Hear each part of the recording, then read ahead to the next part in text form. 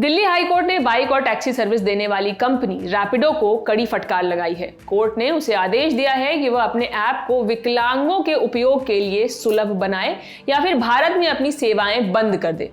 Court ने स्पष्ट शब्दों में कहा है कि जब तक रैपिडो विकलांगों के लिए अपनी सेवाओं को पूरी तरह से आसान और सुलभ नहीं बनाता, तब तक उसे भारत के बाजार में संचालन की अनुमति नहीं दी जाएगी। कंपनी के आंतरिक ऑडिट में रैपिडो ऐप में 170 एक्सेसिबिलिटी की कमियां पाई गई हैं। इन कमियों को सुधारने के लिए कोर्ट ने कंपनी को 4 महीने का समय दिया है।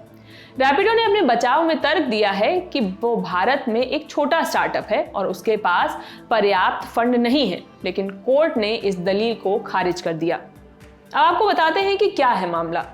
दरअसल 2 दृष्टिबाधित व्यक्तियों ने हाई कोर्ट में एक याचिका दायर की थी। उनका आरोप था कि रैपिडो ऐप का नेविगेशन विकलांगों के लिए बेहद कठिन है और ये एक्सेसिबिलिटी के मानकों को पूरा नहीं करता।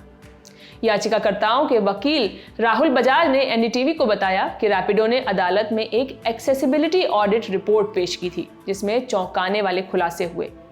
रिपोर्ट के अनुसार कंपनी के आंतरिक ऑडिट में भी ऐप में 81 बड़ी एक्सेसिबिलिटी की कमियां सामने आई थी, जो विकलांग उपयोगकर्ताओं के लिए ऐप का इस्तेमाल मुश्किल बनाती हैं। वकील राहुल बजाज ने बताया कि यह रिपोर्ट रैपिडो के अपने ऑडिट का नतीजा थी, जो ये दर्शाती है कि कंपनी विकलांगों की जरूरत को पूरा करने में असफल रही है। इसके अलावा दिव्यांग उपयोगकर्ताओं की शिकायतें भी इसी ओर इशारा करती हैं कि रैपिडो ऐप उनके लिए उपयुक्त नहीं है।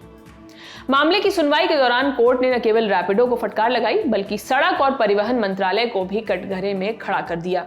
कोर्ट ने सवाल उठाया कि मौजूदा कानूनों का पालन किए बिना इस ऐप को काम करने की अनुमति कैसे दी गई। हाईकोर्ट ने सड़क और परिवहन मंत्रालय के संयुक्त सचिव को इस मामले में स्पष्टीकरण देने के लिए कहा है और अगली सुनवाई पर उपस्थित होने का निर्देश दिया है। अब आपको बताते हैं कि इसके आगे क्या होगा।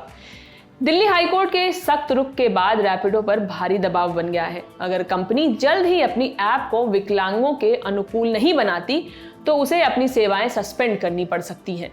इस खबर को लिखा था मेरे साथी राघवेंद्र ने। मैं हूं शिवानी। बाकी खबरों के लिए देखते रहिए द ललन टॉप। बहुत बहुत शुक्रिया।